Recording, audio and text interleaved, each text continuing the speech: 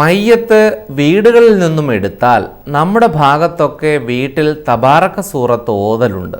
ഇത് എന്തിനാണ്?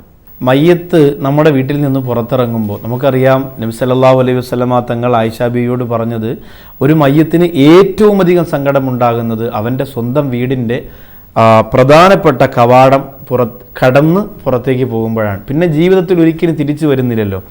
അപ്പോൾ ഈ അമലുകളൊക്കെ അവൻ കൊണ്ടുപോവാണ്, ചെയ്ത തെറ്റും നന്മയൊക്കെ അവൻ്റെ ഖബറിലേക്ക് കൊണ്ടുപോവാണ്.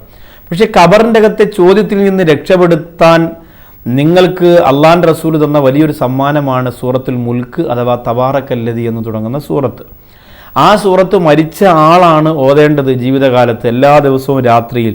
എൻ്റെ സഹോദരിമാരും സഹോദരങ്ങളൊക്കെ അത് പ്രാവർത്തികമാക്കണം. നല്ല മരണം അള്ളാഹു നമുക്ക് തരുമാറാകട്ടെ. അപ്പോൾ ഈ സൂറത്തുൽ മുൽക്ക് നമ്മൾ നിരന്തരം ഓതിയാൽ ഖബറിൻ്റെ അദാബിൽ നിന്ന് നമുക്ക് രക്ഷപ്പെടാൻ പറ്റുന്നതാണ്. ആ ഹദീസിനെ മുൻനിർത്തിയിട്ടാണ് ഈ മയ്യത്തിനെ ഖബറിലേക്ക് കൊണ്ടുപോകുമ്പോൾ വീട്ടിലുള്ള ചില ആളുകൾ അവിടെ ഇരുന്നിട്ട് ഈ മയ്യത്തിൻ്റെ പേരിൽ ഈ സൂറത്തുൽ മുൽക്ക് ഓതി ഹദിയ ചെയ്യുന്നത്. അൽഹംദുലില്ലാ, അത് അള്ളാഹു സ്വീകരിച്ചിട്ട് ആ മയ്യത്തിന് ഖബറിൻ്റെ അകത്തൊരു നല്ല സ്വീകരണവും ഒരു സന്തോഷവും കിട്ടാൻ വേണ്ടിയാണ് നിയത്ത് ചെയ്ത് ഓതുന്നത്. അങ്ങനെ ഓതുന്നത് കൊണ്ട് തെറ്റില്ല.